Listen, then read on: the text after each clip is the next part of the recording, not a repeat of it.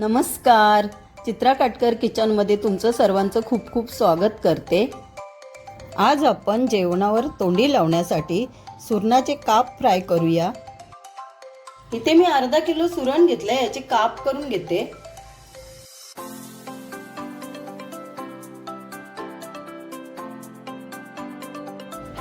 असे मी सुरणाचे काप करून घेतले. तुम्ही बघू शकता जास्त जाडही नाही आणि पातळही नाही. हे स्वच्छ धुवून घेतलेत. आता आपण हे उकडायला टाकूया. सुरण कापते वेळी कापून असं पाण्यामध्ये टाका, म्हणजे सुरण काळा पडत नाही. तर हा पाण्यातून काढून घेते. इथे मी गॅस पेटवून गॅसवरती कढई ठेवली. आता आपण याच्यामध्ये पाणी घालूया.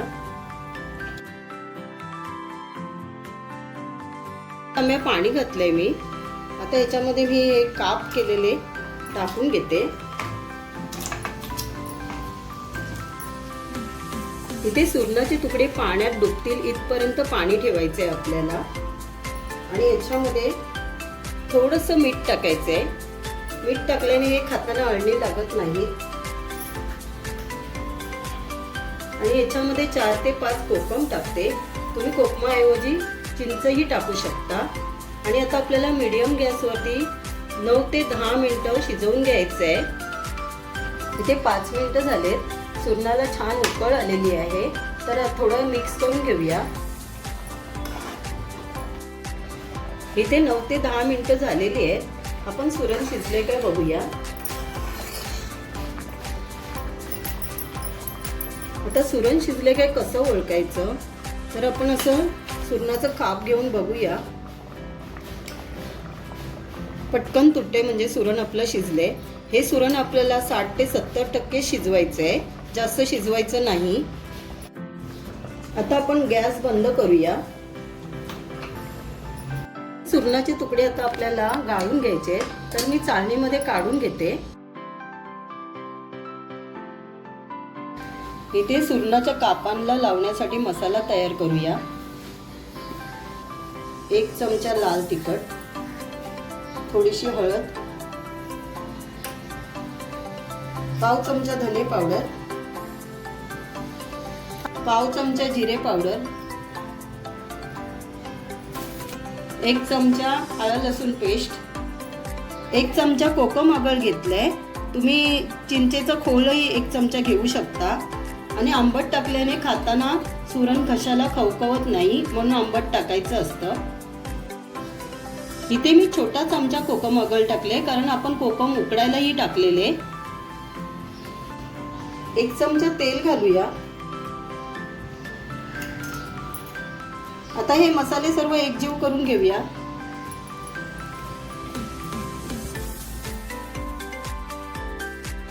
ते आपले मसाले कोरडे झालेत, म्हणून आपण 1 चमचा पाणी घालूया.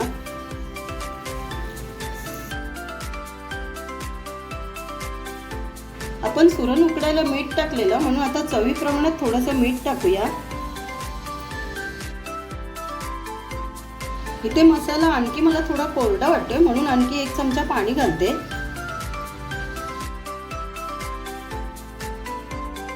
ते मी सुरणाचे काप थंड करून घेतलेत. आता ह्यांना आपण मसाला लावून घेऊया.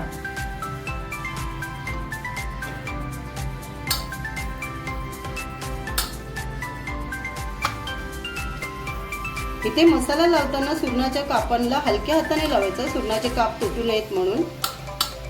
आपण सर्व सुरणाचे काप मसाला लावून घेऊया.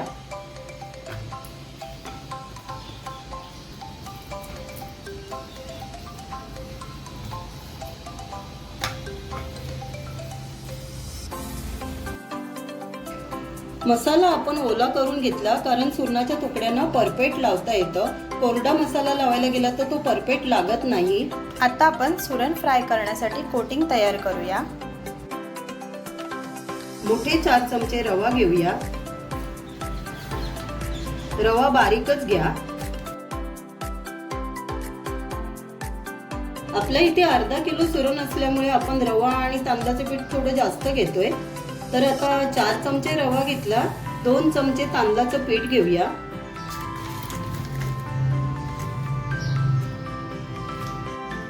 थोडंसं लाल तिखट घेते, तुम्ही कमी तिखट खात असाल तर लाल तिखट घेऊ नका. हे आता आपण एकजीव करून घेऊया.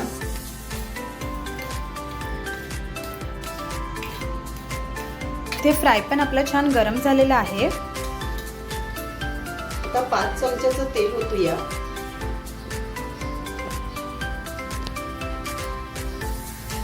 इथे सुरणाच्या कापांना छान मीठ मसाला लावून ठेवल्यामुळे छान मुरलेलं आहे. 5-10 मिनिटं झालेली आहेत. आता आपण कोटिंग करून घेऊया.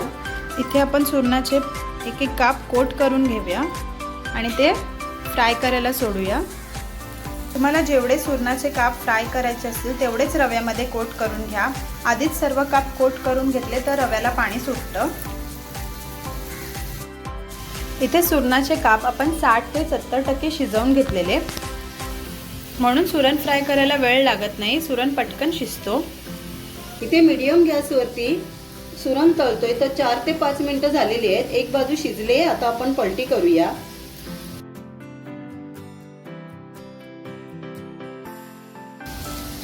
असे आपण सर्व सुरण पलटी करून घेऊया.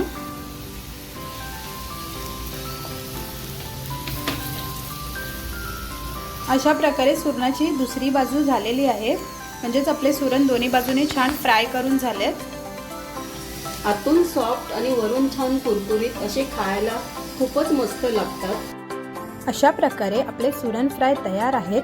तर तुम्ही ही रेसिपी नक्की ट्राय करा आणि आमच्या चॅनलला लाईक, शेअर, सबस्क्राईब करायला विसरू नका. मस्त खा आणि स्वस्त रहा. धन्यवाद.